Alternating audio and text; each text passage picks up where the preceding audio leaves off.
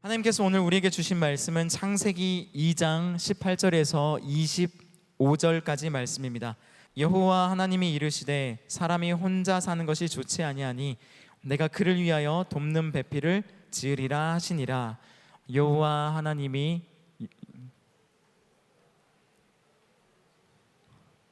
공중의 온갖 새들을 다 빚으시고 그것들을 아담에게로 데려오셔서 그가 어떻게 이름을 짓는지 보셨습니다.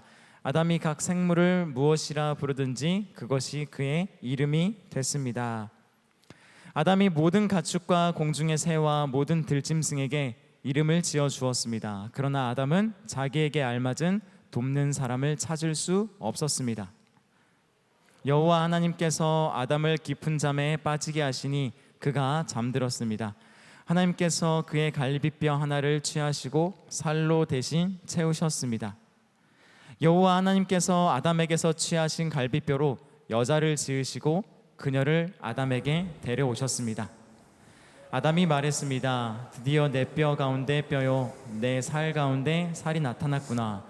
이가 남자에게서 취해졌으니 여자라고 불릴 것이다. 그러므로 남자가 자기 아버지와 어머니를 떠나 그 아내와 결합해 한 몸을 이루게 되는 것입니다. 함께 읽습니다. 아담과 그의 아내가 둘 다 벌거벗었지만 서로 부끄러워하지 않았습니다.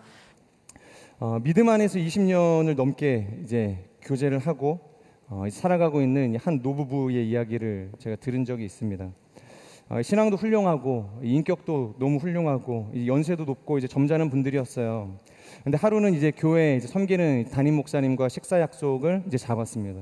어렵게 그 약속을 잡고서 이제 약속 장소로 이제 나서게 되었죠. 그런데 얼마 있다가 이 식당에 먼저 와 계신 목사님에게 이 부부로부터 전화가 온 거예요. 그러곤 하는 소리가 한 10분 정도 늦게 도착할 것 같습니다. 정말 죄송합니다. 그렇게 이야기하라고 전화를 이제 끊었다는 거예요. 그리고 한 10분 정도 지나자 이 부부가 오게 되었고요. 같이 이제 식사를 하고 이제 준비된 차를 마시게 되었습니다.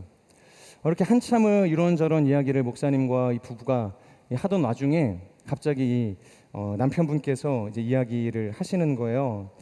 방금 전 우리 부부가 이 식당까지 오는 길에 정말 지독하게 정말 심각하게 싸웠습니다. 그래서 본의 아니게 늦게 되었습니다. 이렇게 이야기를 하셨어요. 그래서 목사님께서 물어보셨습니다. 도대체 무엇 때문에 그렇게 지독하게 싸우셨냐고.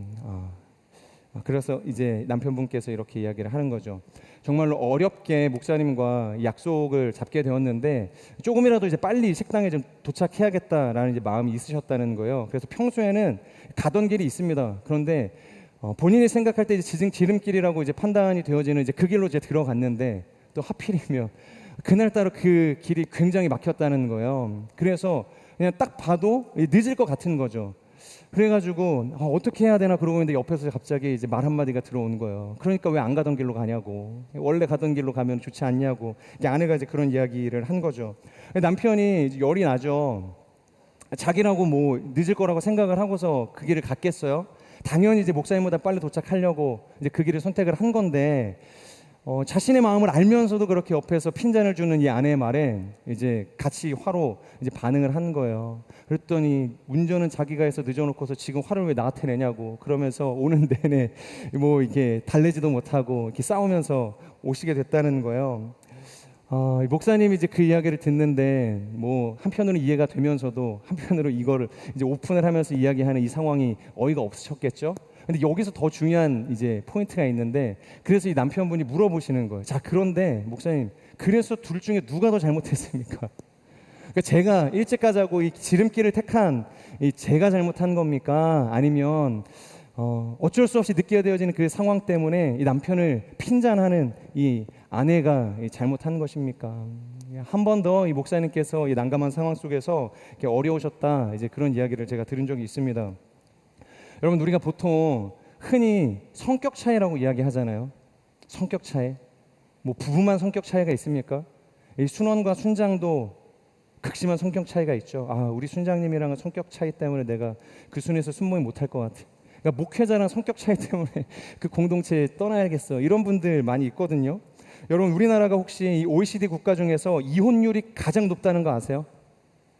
가장 높대요. 그러니까 살만하다고 평가되어지는 이 나라 중에서 그러니까 손꼽히는 나라가 아니라 가장 이혼율이 높다는 거죠. 2020년 기준 이 대한민국 통계청에서 공식 발표한 자료에 의하면요, 혼인 건수가 연간 19만 2천 건이래요. 그러니까 1년에 2022년도에 19만 2천 명이 결혼을 한 겁니다. 근데 이혼 건수가 말도 안 되게 높아요. 얼마인 줄 아세요? 19만 2천 명의 이 혼인 건수에서 무려 9만 3천 명이 이혼을 한다는 거예요. 9만 3, 놀라시지를 않네요. 거의 뭐 이게 두 쌍 중에 이제 한 쌍은 이혼을 하는 셈이 되는 거거든요. 근데 이 부부들이 이혼을 하는 가장 큰 이유가 바로 이 성격 차이 때문이라는 거예요. 그러니까 이혼 부부 중에 이 45%인 86,400명이 성격 차이로 이혼을 한다는 것이죠. 여러분들은 안 그러실 것 같죠? 그러니까 성격 차이 없는 완벽한 남편 만나실 거라고 생각을 하시는데요. 저도 지난주에 저희 아내와 이 성격 차이를 극복하지 못하고 아내에게 동의를 구한 내용이 아니어서 조심스러운데요. 네, 이게 싸웠다기보다는 그러니까 견해 차이를 보였다, 네, 라고 보시면 될 것 같아요. 이게 보통 우리가 이제 치약을 짤 때 여러분들은 어디서부터 짜나요? 저는 사실 그거 생각하고 짜지는 않거든요. 밑에서부터 짜야지. 치약이 많이 남았네. 그러니까 위에서부터 짜야지. 그러지 않고 그냥 본능적으로 눌리는 대로 저는 짜요.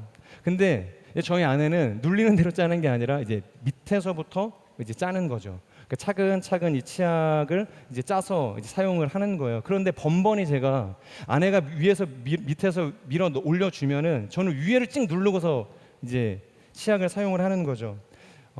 한두 번 아내가 참았던 것 같아요. 근데 이제 더 이상 제가 개선이 안 되니까 참지 못하고 저에게 이제 이야기를 하는 거예요. 나는 밑에서부터 짜서 올리는데 왜 자꾸 당신은 위에서 찍 눌러서 이 치약을 짜냐고. 그래서 거기서 제가 이 말대답을 하려다가 그냥 알겠다고, 제가 다음에는 조심히 짜겠다고 그렇게 이야기를 하고서 그 상황을 이제 무마시킨 일이 있었습니다. 불과 며칠 전이에요. 제가 뭐 결혼한 지 1년 뭐 2년 된 신혼이었으면은 뭐 그럴 수 있겠거니, 뭐 성격 차이를 극복해가는 뭐 과도기거니 그렇게 생각을 할 수 있는데, 제가 이제 만 13년을 향해서 이제 결혼 생활을 달려가고 있거든요. 굉장히 하찮잖아요. 이 치약을 어떻게 짜느냐, 그걸로 아직도 갈등하고 있다는 게 현실 부부의 현 주소라는 거예요. 자, 그런데 문제가 뭐냐면 이게 치약뿐만이 아니라는 거예요. 제가 치약을 이야기했지만 사실 저의 삶을 이렇게 이제 보게 되면 훨씬 더 많은 사소하고 이제 깊은 어떤 갈등의 요소들이 있다는 거죠. 자, 그런데 우리가 그것을 해결하겠다고 처음부터 10가지 다 리스트업을 해놓고 당신은 이게 문제고 당신은 이게 문제야, 그래서 우리가 이것을 좀 개선해보자, 좀 원만한 이 부부관계를 만들어보자 라고 생각을 하고 그것을 정해놓고 완벽하게 지킨다 한들 정말로 완벽한 가정이 만들어질 수 있겠냐는 거죠. 갈등 없고 결핍 없고 상처 없고 기쁨만 넘치는 그런 가정을 만들 수 있겠냐는 것이죠. 결국 시간이 지나면 새로운 것들이 찾아오게 될 것이고 새로운 관점과 이 상황 속에서 또 다른 문제가 나타날 수밖에 없다는 것이에요. 그러니까 우리가 아무리 열심히 노력을 하고 그 안에 그것을 해결하고자 많은 시간들을 쏟아 부어도 결국 이 부부 안에서 일어나는 소위 성격 차이에 근거한 것들을 완벽하게 뿌리 뽑을 수는 없다라는 것입니다. 물론 이러한 문제들을 맞춰가는 것이 나쁘다고 이야기하는 것은 아니지만 결혼 생활에 있어서 매우 중요한 것이에요. 그래서 저도 노력을 하고 있거든요. 그런데 중요한 것은 하나님께서 인간이라는 존재, 그리고 첫사람 아담과 하와를 통해서 만드신 이 가정이라는 것이 평생 서로에 대한 감정이나 살피고 도저히 맞출래야 맞출 수 없는 그 서로의 다름을 맞춰가는데 노력하는, 그러니까 소비하는 것으로, 그러니까 허비하는 것으로 우리를 부르시지 않았다는 것입니다. 그러니까 하나님께서 태초에 이 아담과 하와를 세우신 이 가정의 질서는 결코 이 성격 차이를 극복하기 위한 솔루션으로 주시지 않았다는 거예요. 그런 의미에서 오늘 우리가 함께 살펴볼 이 본문의 말씀은요, 정말로 하나님께서 그 원 가정, 이 아담과 하와를 통해서 만드신 이 복된 가정이 어떠한 원리를 통해서 세워져야 하고, 그리고 하나님께서 만들어주신 이 아담과 하와라는 존재가 서로에게 어떠한 선한 기능들을 가지고서 살아가야 하는지를 살펴보기를 원합니다. 자, 먼저 나누기를 원하는 것은 부부의 하나됨은 무엇인가라는 것입니다. 우리 18절의 말씀을 같이 한번 읽도록 하겠습니다. 18절입니다. 시작. 여호와 하나님께서 말씀하셨습니다. 사람이 혼자 있는 것이 좋지 않으니 내가 그에게 알맞은 돕는 사람을 만들어 주겠다. 네, 하나님께서는 왜 부부를 만드셨는가? 오늘 본문을 보면 하나님께서 뭐라고 말씀을 하시죠? 사람이 혼자 사는 것이 하나님 보시기에 좋지 않았다, 그렇게 평가를 하시는 거예요. 여러분, 이것은 문자적으로 단순히 이 독신의 상태, 그러니까 이 사람이 홀로 독거하는 것이 보시기에 좋지 않았다라고 이야기하는 것일 수도 있지만, 그것보다 더 근본적으로 우리가 접근을 하면 이 부분이 매우 중요한데요. 이런 것입니다. 바로 혼자서는 구원을 위한 이 신앙의 승리를 이루는 것이 너무나도 힘이 든다라는 것이에요. 뭐라고요? 우리 같이 한번 읽어볼까요? 시작. 혼자서는 구원을 위한 신앙의 승리를 이루는 것이 너무나도 힘이 든다. 그러니까 구원을 이루는 것, 그러니까 신앙의 승리를 혼자서 이루는 것이 너무 힘이 든다는 거예요. 그것을 하나님께서 보시기에 좋지 않았다라고 이야기를 하는 것입니다. 여러분, 지난주에 우리가 이 에덴을 뭐라고 정의했죠? 아까 목사님께서도 한번 리마인드를 해주셨죠? 에덴, 이곳은 하나님의 임재가 충만하게 거하는 하나님의 임재의 지성소였고 성막이었고 하나님의 성전이었어요. 그리고 하나님께서 아담을 그곳에 특별하게 지정하시고 세우셨습니다. 단순히 동산지기가 아니었죠. 하나님의 그 성막이요 성전인 이 에덴 동산을 지키도록, 그곳에서 하나님을 예배할 수 있도록 세운 하나님의 왕 같은 제사장이었다는 거예요. 또한 그 동산의 이 제사장직을 잘 감당할 수 있도록, 그곳에서 아무런 문제가 일어나지 않도록 하나님의 스티그마, 이 동산 중앙에 이 선악과라는 것을 두셔서 그로 하여금 자신의 한계를 인정하고 오직 하나님만을 예배할 수 있도록 완벽하게 이 에덴 동산을 세팅하셨다는 거예요. 자, 그렇기 때문에 이 아담이라는 존재에게 있어서 이 에덴에서의 구원은 무엇이었을까요? 이 아담, 이 첫사람 아담에게 있어서 구원이란 마치 우리가 그리스도에 대한 믿음을 가지고 이 십자가를 붙들며 세상을 살아나가는 것처럼 이 동산지기의 정체성을 가지고 이 선악과를 탐하지 않는 인생을 살아가는 거예요. 그곳에서 정말로 하나님께서 이 에덴이라는 성소를 나에게 주셨고, 그곳에 임재로 역사하시고 나를 그곳에서 거룩하게 예배할 수 있는 동산의 제사장으로 삼아주셨다. 그것을 인식하면서 살아가는 것, 그것이 에덴에서 아담이 이루어야 할 구원이었다는 것이에요.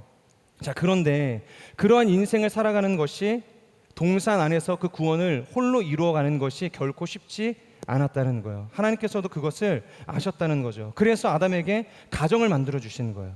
하와라는 배필을 그에게 주셨다는 거예요. 바로 연약한 나와 연약한 내가 만나서 함께 구원을 이루어갈 수 있는, 개역개정에서는 돕는 배필이라고 이야기를 하고 있죠. 그러니까 돕는 배필로서 만나게 하셨다는 것입니다. 자, 그렇기 때문에 여러분, 우리가 가정을 이야기할 때 뭐라고 정의해야 할까요? 단순히 외로운 남녀 한 쌍이 만나서 이루는 것이 가정일까요? 오늘 성경에서 하나님께서 말씀하시는 것을 근거로 우리가 이야기한다면 이 가정이라는 것은 구원 공동체라고 우리는 바라볼 수 있는 것입니다. 구원 공동체, 나의 구원을 이룰 수 있는 가장 최소 단위의 공동체, 그것이 우리의 가정이라는 거예요. 자, 그런데 여러분, 이러한 가정을 다른 목적으로 이룬다? 다른 동기와 원인을 통해서 이 가정을 만들려고 우리가 노력을 한다? 그 순간부터 하나님의 모든 목적이 어그러지기 시작을 한다는 것입니다. 단순히 성격 차이를 극복해서 이혼 안 하고 사는 것이 내 가정을 지키는 것인가? 그렇지 않다는 것입니다. 이혼하고 좋은 사람을 만들어서 새로운 제2의 가정을 만드는 것, 그것으로 나의 가정을 지켜보겠다? 그럴 수 있는 걸까요? 아니면 이도저도 귀찮으니까 나는 결혼하지 말고 그냥 즐기면서 비혼주의로 살아야겠다. 이것이 하나님께서 원하시는 선한 가정의 모습일까요? 여러분, 이건 정말로 문제가 뭔지도 모르고 계속해서 문제만을 만들어내는 인생이라는 것입니다. 결혼을 하면 정말로 많은 문제가 나타나요. 그래서 어떤 분은 이렇게 이야기를 합니다. 결혼 전에 아무리 헌신하고 다짐을 해봐도, 서약을 해도 부부 문제는 닥쳐봐야 한다. 부부 문제는 만나서 결혼해보고 현실을 살아봐야 이 사람이 가지고 있는 기질과 단점을 발견할 수 있다고 이야기를 하는 것입니다. 이만큼 결혼을 하면, 부부가 되면 기가 막힌 일들이 일어나요. 기가 막힌 일들. 정말 이 사람이 이렇게까지 최악이었구나. 제가 결혼 전에 그 예비 부부 학교를 강동에서 했어요. 저희 아내랑 갔는데 지금은 어떤지 모르겠지만 당시에는 그 딱 전년도 기수 때 결혼을 했던 그 신혼 부부, 이제 1년차 부부가 그 예비 부부 학교의 조장이 됐어요, 부부가. 근데 남편이 저랑 이제 이런저런 이야기를 하다가 조언이라고 해주신 것 같아요. 근데 굉장히 충격적이었어요. 뭐였냐면, 형제님 결혼을 하면요 마냥 좋으실 것 같죠? 그렇지 않습니다. 1년밖에 안 되신 분이 저한테 그렇게 이야기를 하시는 거예요. 결혼을 하면은 아내 정말로 가장 밑바닥까지 들여다보는 시간이 이 1년 안에 정말 순식간에 펼쳐지게 될 거라고 저한테 그런 이야기를 해주는 거예요. 그러니까 이 형제님이 이야기하는 그 의도가 뭔지는 알겠어요. 그만큼 결혼이라는 것이 현실적이고 힘들다는 거예요.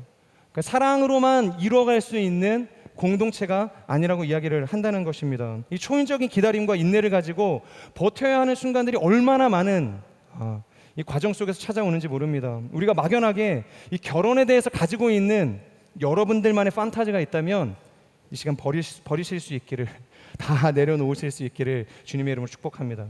여러분, 결혼이라는 것은 기가 막힌 아내와 기가 막힌 이 남편을 용서하는 일이 가능할 때 비로소 이루어질 수 있는 거예요. 뭐라고요? 완벽한 남편이 아니라 기가 막힌 남편. 네, 제가 기가 막힌 남편이에요. 그리고 기가 막힌 아내. 그 둘이 만나서 서로를 용납하고 이해해 줄 수 있을 때 가정이 시작되어질 수 있는 것입니다. 초인적인 기다림과 인내를 감당하기로 작정할 때 이루어질 수 있다는 거예요. 왜냐하면 여러분, 돕는 배필, 이 번역되어진 히브리어 에제르라는 것은 바로 수치와 실패의 자리에서 배우자의 구원을 생각하는 존재이기 때문이에요. 실패와 수치의 자리에서 나의 이익과 나의 감정을 생각하는 자리가 아니라 배우자의 구원을 생각하는 존재라는 것입니다. 여러분, 바로 예수님께서 우리의 에제르가 되어주세요. 돕는 배필이 되어주신다는 것입니다. 그분이 기가 막힌 우리의 인생을 향해서 초인적인 기다림과 인내를 감당해 주셨기 때문에 우리의 구원이 완성되어질 수 있었다는 거예요. 여러분, 믿으십니까? 구약을 보면요, 이 돕는 배필, 이 돕는 사람이라고 번역되어진 이 에제르라는 단어가요 총 36번 나옵니다. 36번, 이 에제르가. 근데 그 중에 35번은 오직 하나님을 향해서만 사용이 된다는 거예요. 오직 하나님을 향해서, 하나님께서 우리를 향해서 반응하시는 어떠한 태도에 대해서만 이 에제르라는 단어가 사용이 되어진다는 거예요. 하나님께서 우리의 에제르가 되어주신다는 것이죠. 그런즉 여러분, 오늘날 하나님께서 우리를 향해서 가지시는 이 태도가 뭐냐? 바로 돕는 배필이라는 거예요. 돕는 배필. 우리를 도우시는 분이시라는 거예요. 우리가 수치를 당하고 넘어져 있을 때 하나님께서 어떻게 일관되게 반응하시는가? 바로 돕는 배필로서 반응하시는 분이시라는 거예요. 그저 우리와 하나님 사이에 행복한 삶을 이루는 것이 목적이 아니라 우리의 구원이 목적이 되기 때문에 그분은 우리를 구원을 위해서 절대로 포기하지 않으시고 버리지 않으시고 우리를 방치하지 않으시는 분이시라는 거예요. 끝까지 참고 인내하시고 용납하시면서 우리의 구원을 위해서 건지시는 분, 그분이 바로 우리의 에제르가 되신다는 것입니다. 그런데 딱 한 번 이 에제르라는 단어가 하나님 외에 사용되는 곳이 어딘가? 바로 오늘의 본문이라는 거예요. 서로를 향해서 하나님께서 돕는 배필로, 돕는 사람으로 붙여주셨다. 아담과 하와, 그 둘을 향해서 유일하게 이 에제르라는 단어가 사용이 되어졌다는 것이죠. 즉 이것이 무슨 의미이겠어요? 내가 누군가의 구원을 위해서 돕는 배필이 된다고 할 때, 하나님께서 만나게 하신 나의 배우자를 향해서 내가 돕는 배필이 된다고 할 때, 여러분, 무엇으로 그것이 가능할 수 있을까요? 사회적 지위요? 아니면 많은 돈일까요? 아니면 다양한 능력일까요? 그렇지 않다는 거예요. 하나님의 심장, 그리스도의 심장을 갖고 있지 않은 사람은 결코 하나님께서 부르신 그 에제르라는 사명을 감당할 수 없다는 것입니다. 내가 그 사람을 위한 돕는 배필이 결코 되어줄 수 없다는 거예요. 여러분, 우리나라의 이혼율이 이렇게 높은 것이 결코 우연이 아닙니다. 나에게 그리스도의 심장이 없는데, 나에게 하나님을 향한 거룩한 심장이 없는데 반드시 넘어질 수밖에 없는 것이 연약한 우리네 인생이라는 것입니다. 결혼 전에는 몰랐는데 난 남편이 이렇게 막 나가는 사람인 걸 결혼 전에 몰랐는데, 그런데 그 수치가 드러난다. 그 사람의 결핍과 실패가 드러난다. 여러분, 그러면 당연히 이혼으로밖에 끝날 수가 없는 거예요. 그러니까 이혼이라는 선택지를 우리가 선택할 수밖에 없게 된다는 것입니다. 그렇기 때문에 우리가 누군가의 이 돕는 배필의 위치를 지키기 위해서는 반드시 나를 구원하신 예수 그리스도의 그 놀라운 사랑을 경험해보지 않고서는 그 자리로 나아갈 수 없다는 거예요. 여러분은 그분이 나의 에젤이라는 것이 반드시 체험이 되어야 합니다. 그래야 하나님께서 주시는 거룩한 에젤의 사명을 감당할 수 있게 된다는 것이죠. 사랑하는 여러분, 하나님께서는 이렇게 우리의 가정에 구원을 위해서 헌신하고자 하는 사람을 돕는 배필로 세우시는 줄 믿으시길 주님의 이름으로 축복합니다. 나의 돕는 배필이 되어주신 예수 그리스도를 체험한 우리를 통해서 하나님께서는 구원을 이루는 거룩한 가정을 일으켜 세우시는 것이죠. 그리고 그에게 아낌없이 그리스도의 심장을 부어주시는 거예요. 그리고 바로 그 심장을 이어받은 사람이 내가 될 때 우리의 가정 가운데 놀라운 하나님의 구속의 역사, 구원의 회복이 일어나게 되는 것입니다. 저는 우리의 가정, 그리고 앞으로 우리가 만나고 이루게 될 그 가정에 이 놀라운 하나님의 구원의 완성이 이루어지는 복된 은혜가 있기를 주님의 이름으로 축복합니다. 자, 그렇다면 우리는 어떻게 그 돕는 배필이 될 수 있고 나 또한 그 돕는 배필이 되어질 수 있는가? 하나님께서는 이 하의 말씀을 통해서 이 돕는 배필이 되어질 수 있는 이 세 가지 원리에 대해서 이야기를 해주고 있는데요. 이 첫 번째 나누길 원하는 것은 세상 조건이 보이지 않게 깊이 잠이 들게 하신다는 것입니다. 우리 21절 이 전반절의 말씀을 함께 읽겠습니다. 시작. 여호와 하나님께서 아담을 깊은 잠에 빠지게 하시니 그가 잠들었습니다. 자, 오늘 아담이 이 돕는 배필을 만날 때 가장 먼저 하나님께서 하신 일이 있습니다. 그것이 뭐냐? 바로 깊이 잠이 들게 하셨다는 거예요. 하나님께서 이 아담을 깊이 잠재우셨어요.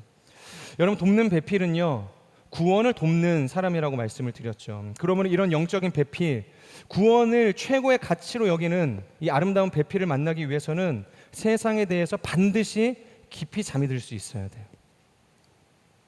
제가 예전에 정말 충격적인 사실을 접해 들은 적이 있습니다. 그것은 바로 이 결혼 매칭 회사에서 신청자의 등급을 평가하는 기준이었는데요. 당시 신청자는 이 5급 공무원이었어요. 제가 예전에도 이 이야기를 했는지 모르겠는데요. 삶에서 언제나 1등급을 놓치지 않았고 이 치열한 경쟁 속에서 앞서 나가는 것이 일상이었던 사람이었습니다. 근데 그가 받은 등급이 몇 등급이었는지 아세요?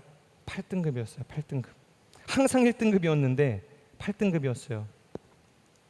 이 사실에 너무 분개해서 이제 돈도 쏟아붓고 시간도 쏟아부었는데 이 8급이라니 너무 말도 안 되는 등급이잖아요. 그래서 이 매니저에게 따지기 시작을 했죠. 내가 어떻게 8등급이냐? 8등급이냐? 나 정도 스펙이면 조금 더 높은 등급이 나와야 되는 거 아니냐? 더 좋은 사람들을 만날 수 있어야 되는 거 아니냐? 그렇게 이야기를 한 거예요. 그때 이 커플 매니저가 이렇게 이야기를 하는 거죠. 일단 1등급은 개인 보유 자산 200억이 돼야 됩니다. 그리고 의사나 변호사들도 8등급 받게 되어지는 경우들이 많이 있습니다. 실제로 이 8등급도 결코 낮은 등급이 아니기 때문에 자매님도 의사나 변호사 만나실 수 있으니까 기대를 놓지 마세요. 그렇게 달래서 돌려보내셨다는 거예요. 제가 이 이야기를 듣는데 너무 충격이 나오더라고요.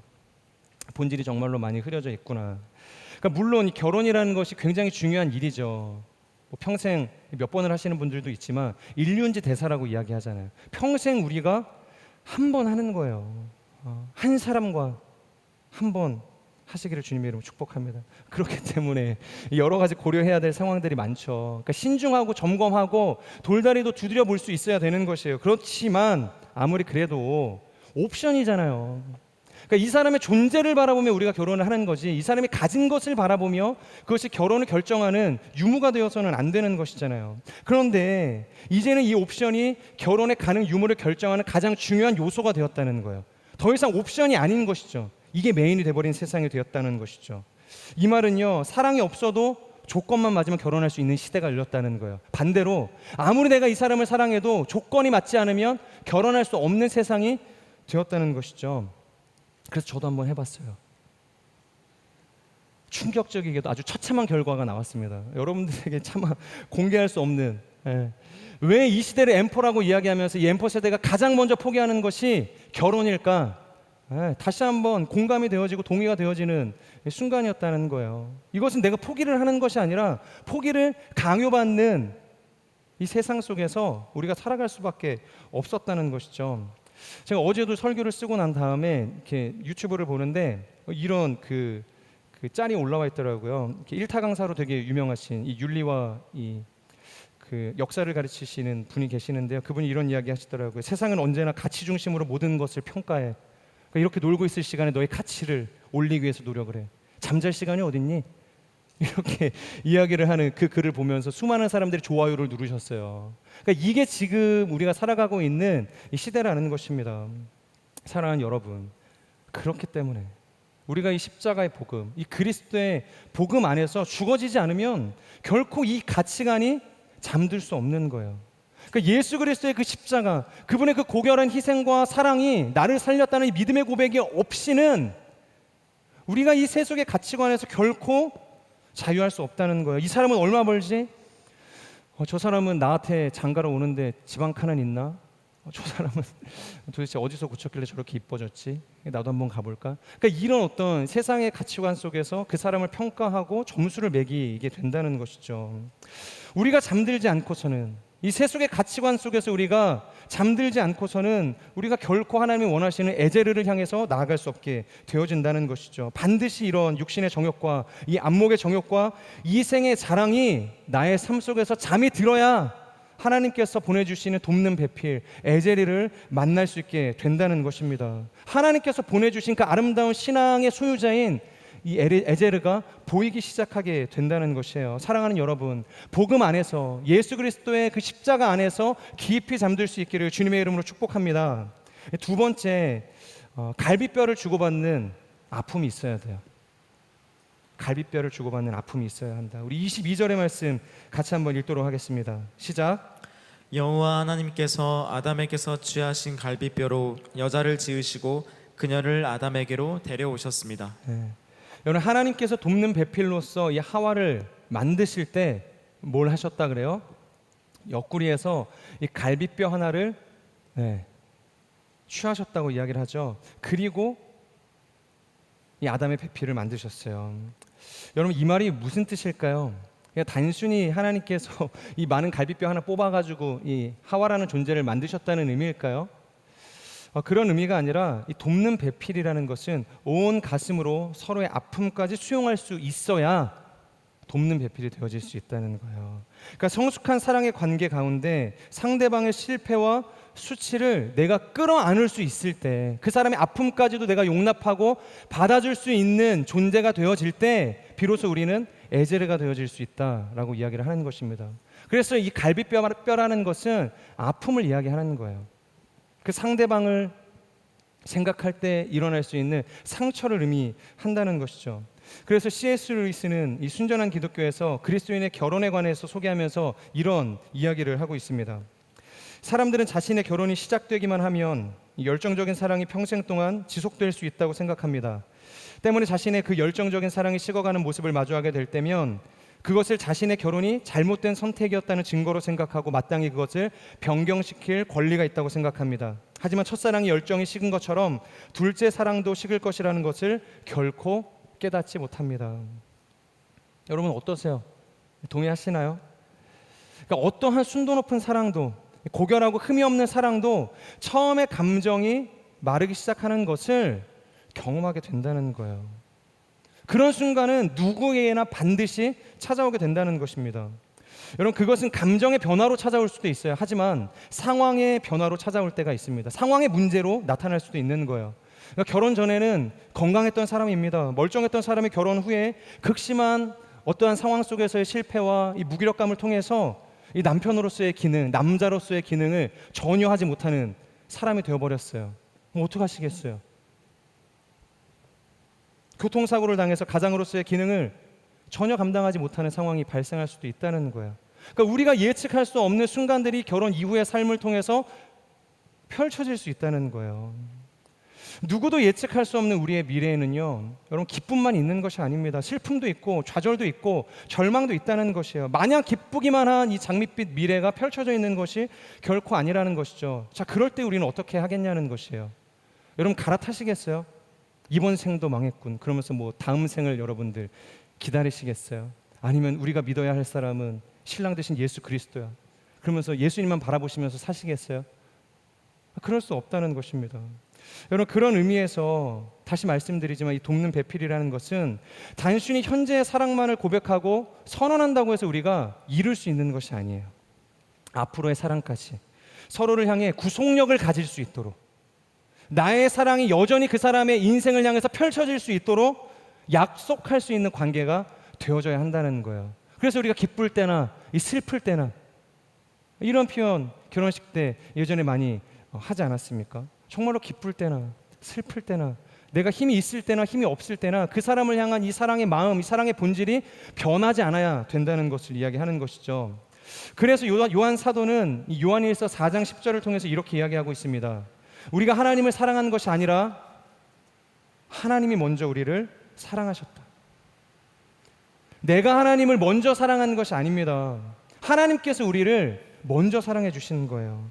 이 말은 다시 말해서 우리가 사랑스럽기 때문에 우리를 선택하신 것이 아니라 사랑할 수 없는 처참한 죄인이었지만, 죄악 덩어리였지만 그럼에도 불구하고 우리를 먼저 찾아와 주셨다는 거예요. 우리가 아직 죄인 되었을 때 하나님께서 우리를 향한 그 사랑을 그리스도를 희생시킴으로써 확정시켜 주셨다는 거예요. 내가 너를 사랑한다는 것을, 우리가 아직 죄인 되었을 때. 그런데 그 사랑의 결단, 여러분, 그 사랑의 관계를 맺는 수단이 뭐였냐면 바로 예수 그리스도였어요. 예수 그리스도를 십자가에 달리게 하시는 거였어요. 여러분, 예수님께서 십자가에 달리실 때 어떠한 일들이 있죠? 양쪽 손목에는 못자국이 있었죠. 그리고 창자국으로 옆구리를 찌르는 일들이 있었어요. 바로 그때 창이 꿰뚫었던 이 옆구리가 바로 오늘 우리가 이야기하고 있는 이 갈빗대를 상징하는 히브리어 단어와 동일한 단어라고 이야기를 하는 것이죠. 바로 이처럼 그분이 친히 화목제물이 되어주셔서 우리를 위해서 죽어주시는 희생이 있었기 때문에 우리가 구원을 얻을 수 있게 되었다는 거예요. 그분이 우리의 신랑이 되고 우리는 그분의 신부로서 그분의 다시 오실 날을 기다릴 수 있는 존재가 되었다는 것이죠.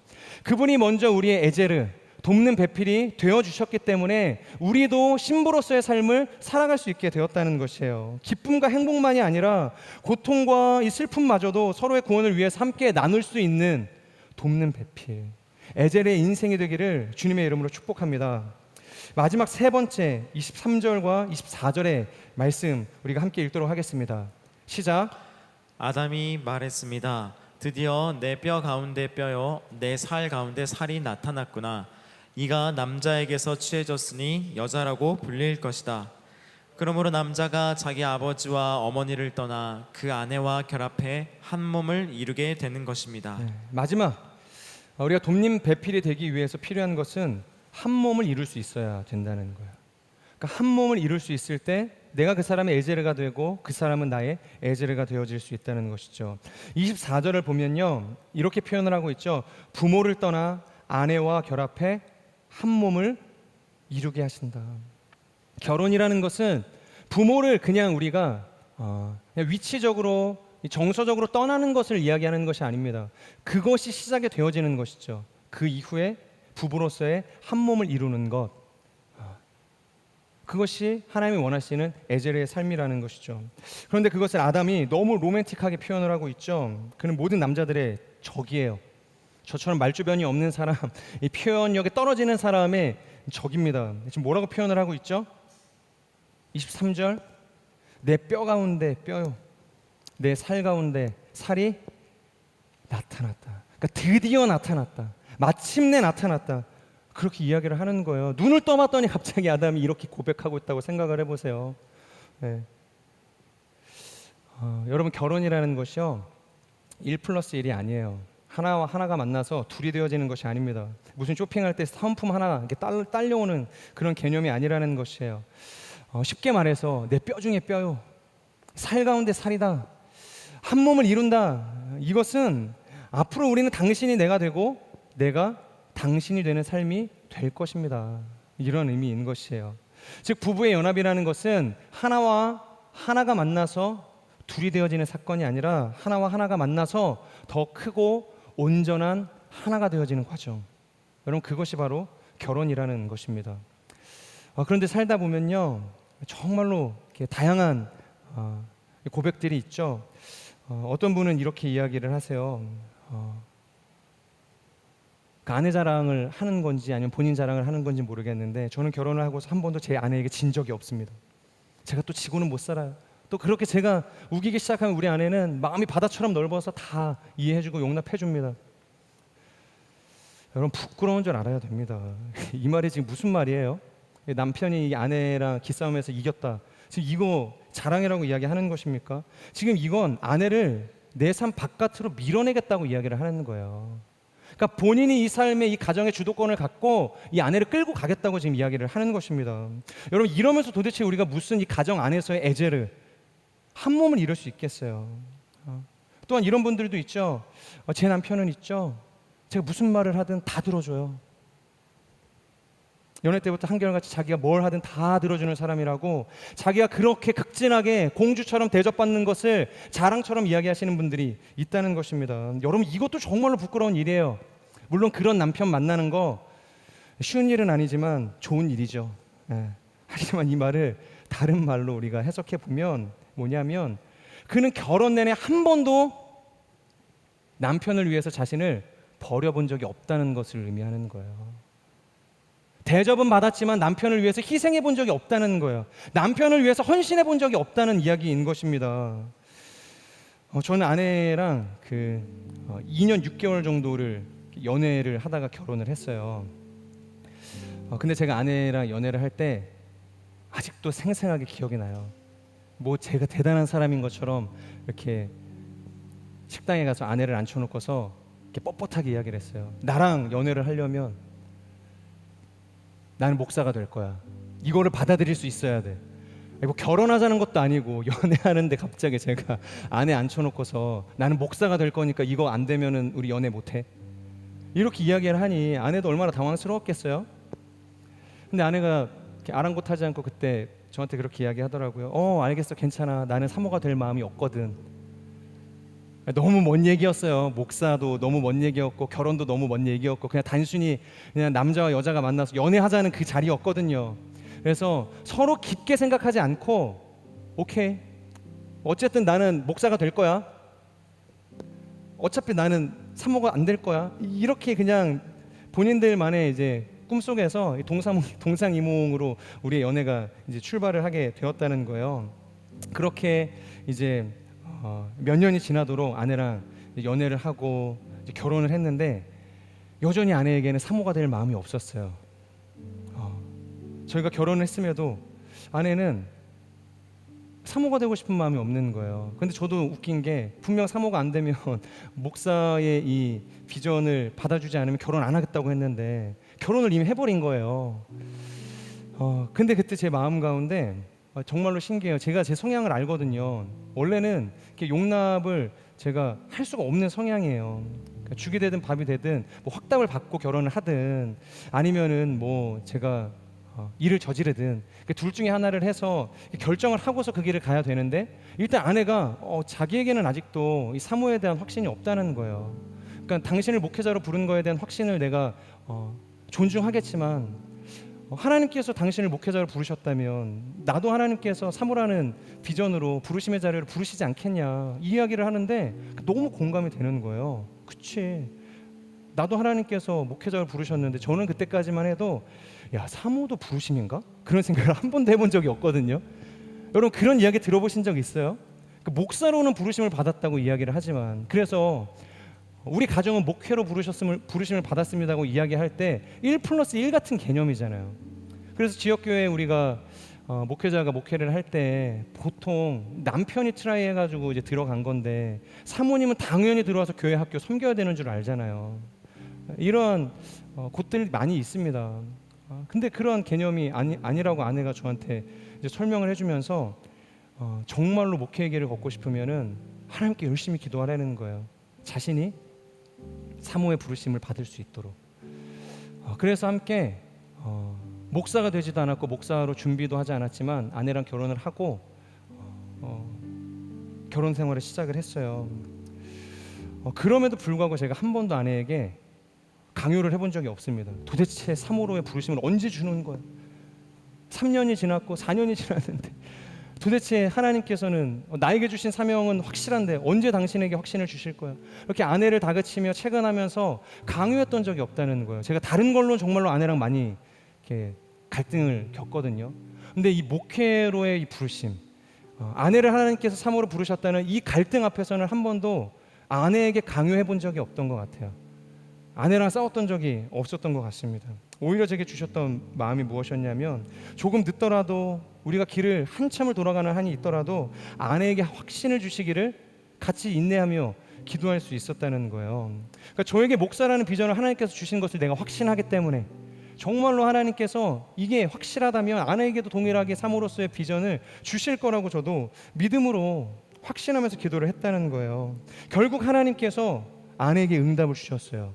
정말로 기가 막힌 방법을 통해서 아내에게 내가 너를 사모로 부른다, 하나님께서 확신을 주셔서 그 길로 접고서 바로 목회 현장으로 달려오게 되었거든요. 자, 그런데 이 부분이 정말로 중요한데요. 당시에는 몰랐는데 나중을 돌이켜서 제가 그 시간들을 회상을 해볼 때 나에게 어떻게 그런 기가 막힌 상황들을 인내하고 용납하고 받아들일 수 있는 그런 믿음이 있었는가라고 생각을 해볼 때 저도 미스테리거든요. 그런데 답은 하나더라고요. 그것이 뭐냐면 지금도 이 마음에는 결코 변함이 없습니다. 그래서 결혼하겠다고 찾아오는 형제 자매들에게 꼭 제가 이 이야기를 동일하게 해요. 그것이 뭐냐면 바로 하나님께서 아내를 나에게 선물로 주셨다는 확신이 제 안에 있었다는 거예요. 그러니까 하나님께서 나에게 아내를 선물로 주신 거예요. 하나님께서 친히 아내를 저에게 보내주신 분이시라는 거예요. 그러니까 나와 하나님 사이에 하나님이 계신 거예요. 그러니까 이 확신이 있으니까 조금 더디게 가도, 아내가 결정이 조금 미뤄져도 용납이 되어지는 거예요. 그러니까 믿음으로 기다릴 수 있게 되어지는 거예요. 오늘 본문의 22절을 보면 이렇게 이야기하고 있죠. 여호와 하나님께서 아담에게 취하신 갈빗뼈로 여자를 지으시고, 하나님께서 하와를 지으셨어요. 그리고 그녀를 아담에게 뭐라고 이야기하고 있죠? 데려오셨습니다. 그러니까 하나님께서 하와를 만드셨어요. 그리고 그것으로 끝난 것이 아니라 아담에게 친히 데려오셨다는 거예요. 자, 그렇다면 여러분, 여기에서 무슨 더 하나님께 요구할 것이 필요하겠어요? 18절을 보면 이렇게 이야기하고 있죠. 사람이 혼자 있는 것이 좋지 않으니. 여러분, 이것은 히브리어로 로토브입니다. 그러니까 토브에 이 부정관사가 더해져서 이 로토브, 그러니까 선하지 않다라고 하나님께서 이 아담의 홀로 있는 인생을 바라보시면서 말씀하시는 거예요. 그래서 내가 그에게 가장 알맞는 돕는 배필을 만들어주겠다 이야기하시는 거죠. 즉 이 토브로 완전히 뒤집어 엎으시겠다고 하나님께서 지금 선언하고 계시는 거예요. 토브, 하나님 보시기에 선하고 아름다웠다. 네. 알맞은 배필을 내가 만들어주겠다. 그렇게 아담의 인생 가운데 찾아오셨다는 거예요. 여러분, 믿으십니까? 하나님께서 로토브와 같은 우리의 인생 가운데 정말로 완벽하고 알맞은 이 토브와 같은 이 에제르, 돕는 배필을 하나님이 원하시는 때에 하나님께서 친히 이끌어 오신다는 그 확신, 여러분, 우리가 이것을 갖기 시작할 때 여러분, 우리는 인내하며 그 하나님이 보내주실 그 사람을 기도하며 기다릴 수 있게 되어지는 거예요. 그리고 가정을 이루고 살아가고 있는 누군가에게는 그것이 정말로 하나님이 허락하신 에제르, 그리고 하나님께서 만드시고 하나님께서 나를 위해서 친히 이끌어 오신 배필이라는 확실이 있다면 우리의 입술에서 나오던 모든 불평과 이 불만의 언어에는 비로소 마침표가 찍혀지게 될 수 있다는 거예요. 배우자를 향한 나의 모든 불만족과 비웃음과 비난과 정죄와 이 무관심의 언어가 완전히 재해석되어질 수 있다는 거예요. 바로 나의 에제를 향한 놀라운 감탄과 감격의 고백을 하게 되어지는 것이죠. 드디어 내가 만났구나. 내 뼈 중에 뼈요, 내 살 가운데 살이 되어줄 나의 에제르여. 사랑하는 여러분, 하나님께서는 친히 우리 모두가 이러한 놀라운 고백을 할 수 있는 자리로 부르셨습니다. 저는 우리의 삶이 서로를 향해서 에제르, 내 뼈 가운데 뼈요, 내 살 가운데 살이라고 고백할 수 있는 거룩한 가정을 이루시기를 주님의 이름으로 축복합니다. 바로 이것이 고백되어지기 시작할 때 이후에 나오는 우리는 진정한 이 부모로서 그늘을 벗어날 수 있게 되어지는 거예요. 바로 이것이 고백되어지기 시작할 때 이 에제르를 향한 깊은 신뢰와 믿음의 고백으로 나아가기 시작할 때 둘 다 벌거벗었지만 서로를 향해서 부끄러워하지 않은 인생을 살아낼 수 있게 되어진다는 것입니다. 저는 그러한 거룩한 가정, 하나님께서 친히 세우시고 이끌어 오시는 그런 믿음의 가정을 세우실 수 있기를 주님의 이름으로 축복합니다. 우리 말씀을 기억하면서 함께 기도하며 나아가겠습니다. 사랑하는 주님, 아담이 홀로 있는 것이 하나님 보시기에 좋지 않았기에 하나님께서는 친히 하나님께서 보시기에 가장 선하고 아름다운 존재인 이 에제르, 돕는 배필을 이 아담에게 인도하여 오셨음을 우리가 믿음으로 고백합니다. 하나님, 우리의 인생 가운데 이러한 돕는 배필을 기다릴 수 있는, 믿음으로 하나님 앞에 구하며 나아갈 수 있는 하나님의 사람들이 될 수 있도록 역사하여 주시옵소서. 세속의 모든 가치와 하나님, 세상이 평가하고 있는 점수로서 나의 배우자를 기대하고 우리가 준비하고 요구하는 것이 아니라 나의 모든 이 세속의 가치가 예수 그리스도의 그 십자가 사랑 안에서 깊이 잠들게 하여 주시고 하나님께서 준비하신 그 거룩한 믿음의 가정에 에제르를 기도하며 준비할 수 있는 하나님의 사람들이 될 수 있도록 역사하여 주시옵소서. 이 시간 함께 말씀을 주 앞에 올려드리며 나의 삶을 올려드리며 동성으로 기도하며 나아가겠습니다. 신실하신 하나님, 우리의 인생을 향하여서 가장 선하고 아름다우신 하나님의 뜻과 계획이 있음을 우리가 믿음으로 고백하며 나아갑니다. 하나님, 세상은 사람을 향하여서 점수를 매기고 가치를 매기고 하나님 그 사람의 등급을 나누고 평가하는 것을 통하여서 하나님 결혼의 유무를 결정하는 하나님 악한 시대 속에서 우리를 살아가게 합니다. 하지만 하나님께서 창세 가운데 우리 가운데 허락하신 하나님의 믿음의 가정이라는 것, 하나님의 그 믿음의 가정의 근간을 이루는 하나님 남편과 이 아내의 관계는 교회 머리 되신 예수 그리스도와 이 신부의 관계처럼, 이 교회 관계처럼 서로의 구원을 위하여서 하나님 죽기까지 순종하는, 하나님 구원을 이루기 위하여서 희생하는 하나님 돕는 배필 에제르의 관계임을 우리로 하여금 믿음으로 고백하며 나아갈 수 있도록 하나님 인도하여 주시옵소서. 다른 것을 바라보지 않기를 소망합니다. 다른 것이 우리의 마음을 빼앗기지 않게 소망합니다. 하나님, 나의 생각과 나의 마음을 사로잡고 있는 모든 육신의 안목과 이생의 사랑과 하나님 모든 이 세상의 가치들을 예수 그리스도의 그 십자가 앞에 못 박게 하여 주시고 하나님 정결하고 순결하고 흠이 없는 예수 그리스도의 그 고결한 그 사랑을 닮아가는 하나님의 사람을 구하며 나아갈 수 있는 우리의 삶이 되어질 수 있도록 하나님 인도하여 주시옵소서. 그런 믿음과 결단과 고백 앞에 선 모든 하나님의 사람들 가운데 정말로 하나님 믿음의 배우자를 만나게 하여 주시고 돕는 배필을 만나 아름다운 하나님의 가정을 이루어갈 수 있는 놀라운 역사를 하나님 우리로 하여금 써내려가게 하여 주시옵소서. 주여,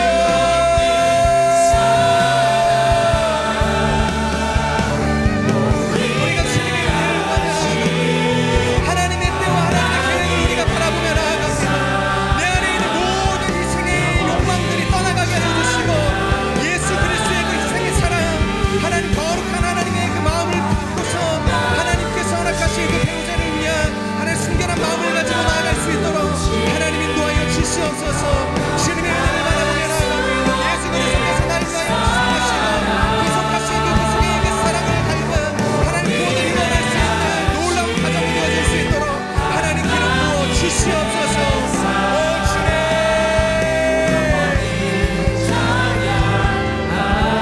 우리 한 번 더 기도하며 나아갈 때 하나님, 우리가 이루어야 할 이 가정이 단순히 한 남성과 여성이 만나서 아름답고 즐겁고 행복한 미래를 꿈꾸는 가정을 넘어서게 하여 주시옵소서.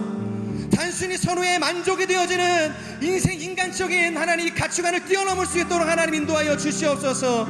예수 그리스도께서 우리의 신랑이 되시고 우리가 그분의 영원한 신부로서 부르심을 받은 것처럼 서로의 구원을 위해서 서로의 무너진 자리를 일으켜 세워주는 하나님 존귀한 관계로서 세워지는 하나님 믿음의 가정을 바라보며 나아갈 수 있는 하나님의 사람들이 되어질 수 있도록 역사하여 주시옵소서. 그래서 돕는 배필이라 에제르라 말하는 하나님이 모든 우리의 이 소망의 고백들이 서로를 향한 하나님 구원을 완성시켜 줄 수 있는 하나님의 사람으로서 아름다운 가정으로서 돕는 배필로서의 기능을 넉넉히 감당해 나갈 수 있는 우리의 삶이 되어질 수 있도록 인도하여 주시옵소서.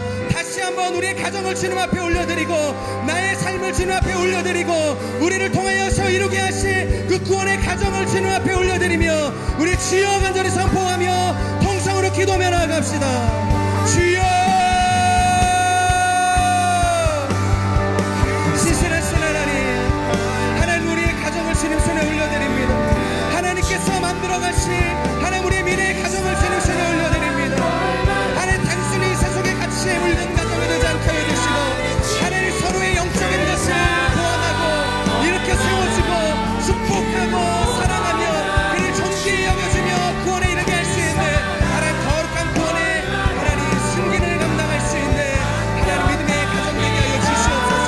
하나님 우리 안에 있는 모든 죄악됨이 하나님 믿음의 가정을 통해서 떠나가게 하여 주시고 하나님 모든 세상의 가치가 하나님께서 세우신 이 공동배필 이 예전의 관계 안에서 무너지는 역사가 일어날 수 있도록 하나님 인도하여 주시옵소서. 끊임없이 세상을 향해서 세상의 기준과 세상의 가치를 향하여서 우리의 생각과 우리의 마음을 하나님 흔들리게 하는 모든 사단의 유혹 가운데서 우리를 건져내 주셔서 하나님 우리가 예수 그리스도의 그 구원의 도에 만족하며 하나님 우리에게 허락하신 그 배우자의 구원을 위해 끊임없이 헌신하며 중보하며 믿음으로 돌파할 수 있는 하나님 우리의 삶이 되어질 수 있도록 하나님 역사하여 주시옵소서.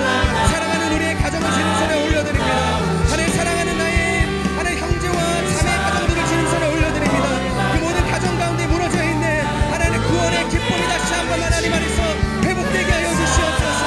하나님께서 존귀하게 허락하신 그 구원의 은혜가 다시 한번 그 가정 가운데 역사하게 되어지는 놀라운 은혜의 현장으로 하나님 우리를 인도하여 주시옵소서. 주님을 바라보며 주님을 의지하며 나아갑니다. 우리의 인간적인 열심과 노력과 하나님 어떠함을 통하여서 완성할 수 없음을 고백하오니 하나님의 도우심을 구하며 나아가게 하여 주시옵소서. 하나님의 그 선하심을 의지하며 나아갈 수 있도록 하나님 인도하여 주시옵소서. 예수 그리스도의 그 놀라운 사랑 우리를 향하여서 예비하신 놀라운 하나님의 그 은혜 하나님의 거룩한 그 하나님 선물을 바라보며 오늘도 한 걸음 믿음의 가정에 대한 거룩한 소망을 품고 나아갈 수 있는 우리의 삶이 되어질 수 있도록 인도하여 주시옵소서. 우리 마지막으로 한 번 더 기도하며 나아갈 때 하나님 우리가 여름에 진행되어질 모든 선교 사역을 주님 손에 올려드립니다. 특별히 7월 15일, 16일 하나님 송도 컨벤션에서 진행되어질 하나님 카운트다운 가운데 하나님 기름 부어 주시옵소서. 정말로 예배와 선교의 이 부흥의 역사가 일어나는 하나님 거룩한 예배와 선교의 이 부흥의 불씨가 지펴지는 하나님 놀라운 집회가 되어질 수 있도록 하나님 인도하여 주시옵소서. 예배와 선교에 죽어있던 우리의 모든 마음들이 다시 한번 하나님의 능력과 은혜 안에서 성령의 충만함 안에서 하나님 그 집회를 통하여서 불같이 회복되어지는 놀라운 역사가 일어나게 하여 주시옵소서. 하나님 우리의 마음 가운데 하나님 선교와 예배의 선한 마음을 주셔서 하나님 지금부터 시작되어질 수 있도록 하나님 인도하여 주시옵소서. 그것이 카운트다운을 통하여서 흘러가게 하여 주시고 더 나아가서 하나님 우리가 올 여름 준비하게 되어질 국내 4개 아울리치 지역과 해외 3개의 아울리치 지역 가운데도 동일한 예배와 선교행전의 역사로 흘러가는 은혜가 있게 하여 주시옵소서. 하나님의 영광이 흘러가는 시간이 되게 하여 주시옵소서. 하나님의 놀라운 구원의 역사들이 일어나는 시간이 되어질 수 있도록 하나님 기름 부어 주시옵소서. 우리 마지막으로 주여 간절히 선포하며 이 여름에 진행되어질 모든 선교 사역을 주 앞에 올려드리며 기도하며 나아갑시다. 주여,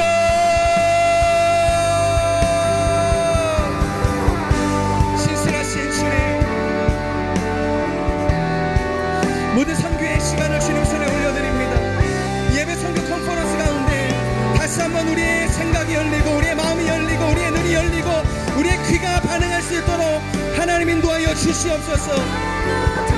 하나님 내 안에 있는 모든 하나님 강팍한 마음, 메마른 마음, 무너져 있는 마음, 하나님 갈망하지 못하고 결핍되어져 있는 이 마음 가운데 하나님 성령의 담비를 부어주셔서 다시 한번 예배와 선교를 향한 거룩한 열망이 일어날 수 있도록 하나님 인도하여 주시옵소서.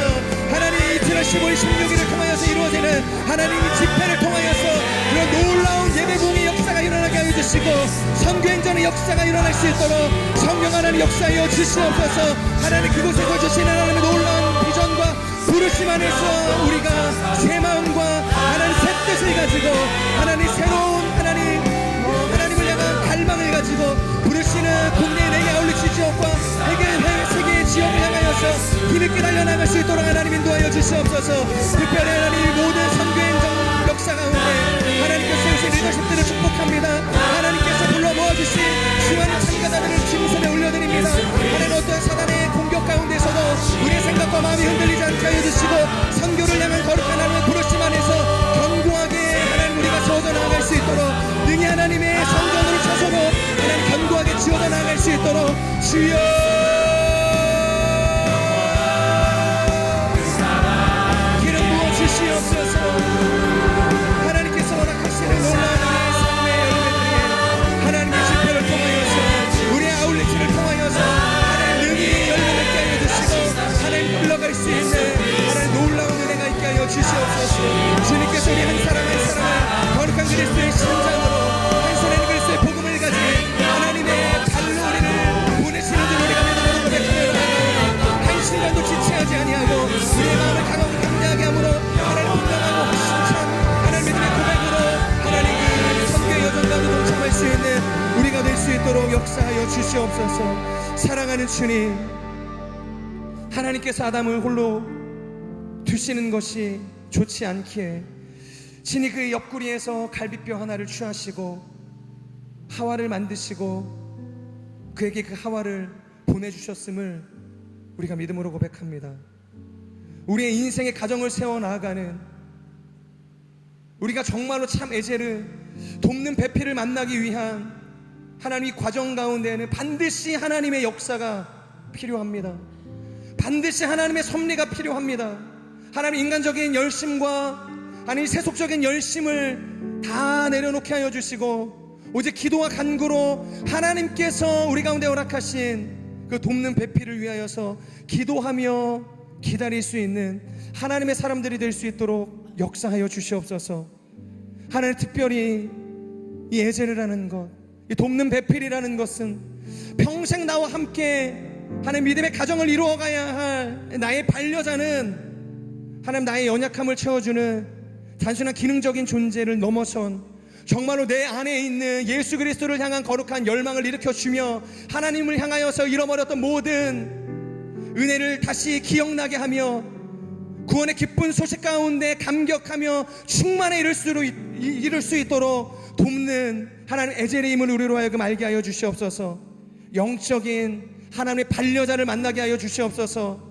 구원의 기쁨을 일으켜줄 수 있는 나의 에제르를 만날 수 있도록 하나님 인도하여 주시옵소서. 다시 한번 꺼져가는 하나님 안에서의 거룩한 소망을 불러일으켜줄 수 있는 나의 돕는 배필을 만날 수 있도록 하나님 인도하여 주시옵소서. 그래서 내 뼈 가운데 뼈요 내 살 가운데 살이로다 고백하며 한 몸을 이룰 수 있는 놀라운 가정의 부르심으로 하나님 이곳에 있는 모든 하나님의 사람들 가운데 축복하시고 역사하여 주시옵소서. 하나님 우리가 특별히 올 여름 한 손에는 그리스도의 복음을 들고 한 손에는 거룩한 하나님 선교의 열정을 가지고 믿음의 걸음을 걷게 되어집니다. 특별히 7월 15일 16일 하나님께서 허락하신 이 카운트다운 가운데 기름 부어 주시옵소서. 정말로 예배의 부흥이 일어나는 시간이 되게 하여 주시옵소서. 선교의 열망이 일어나는 시간이 되어질 수 있도록 하나님 인도하여 주시옵소서. 정말로 그 시간을 통하여서 우리 바다와 덮음과 같이 여호와를 아는 그 지식이 그곳 가운데 충만케 되어지는 놀라운 역사가 일어나게 하여 주시옵소서. 그곳에서 하나님께서 허락하신 그 놀라운 예배의 감격과 그 선교의 열정이 올여름 우리를 보내시는 모든 선교의 자리로까지 흘러갈 수 있는 은혜가 있게 하여 주시옵소서. 국내 4개 아울리치 지역과 해외 3개의 선교 지역 가운데 하나님께서 흘러가게 하여 주셔서 하나님 그곳에 하나님의 나라가 확장되게 하여 주시고 구원의 기쁜 소식이 선포되어지게 하여 주시고 하나님을 알지 못했던 모든 영혼들이 주께로 돌아오게 되어지는 놀라운 부흥의 역사가 선교의 역사가 써질 수 있도록 하나님 축복하여 주시옵소서. 하나님 특별히 리더십을 세우고 많은 사람들을 하나님이 아울리치의 팀원으로 보내주셨습니다. 어떠한 사닥의 유혹 가운데서도 흔들리지 않는 하나님 영적인 공동체가 되게 하여 주시고 하나님이 주시는 그 선한 그 선교로서의 그 부르심 안에서 하나 되어질 수 있는 그래서 아름답고 선한 하나님 안에서의 연합과 동역을 이루어낼 수 있는 그래서 선교의 아름다운 열매를 맺혀낼 수 있는 그런 기름 부으심이 있는 하나님 아울리시 팀들 하나하나가 되어질 수 있도록 하나님 역사하여 주시옵소서. 모든 갈등과 분쟁과 비난과 하나님 비판의 언어가 그치게 하여 주시고 존중과 위로와 사랑과 격려와 하나님 기쁨의 언어로서 하나님 서로를 존중하고 이해해 줄 수 있는, 사랑해 줄 수 있는 그런 믿음의 공동체가 되어질 수 있도록, 아울리시 팀이 될 수 있도록 하나님 축복하여 주시옵소서. 어떤 사단의 공격이 있을지라도, 하나님 사단의 유혹이 있을지라도 우리가 흔들리지 않게 하여 주시고 예수 그리스도의 그 십자가 능력으로 승리할 수 있는 모든 아울리시 팀이 되어질 수 있도록 주여 역사하여 주시옵소서. 그렇게 우리와 함께 하실 주님의 이름을 찬양합니다. 감사합니다. 예수 그리스도의 이름으로 기도합니다. 아멘. 우리 기도를 받으신 주님 앞에 우리 감사의 박수 올려드립시다. 아멘.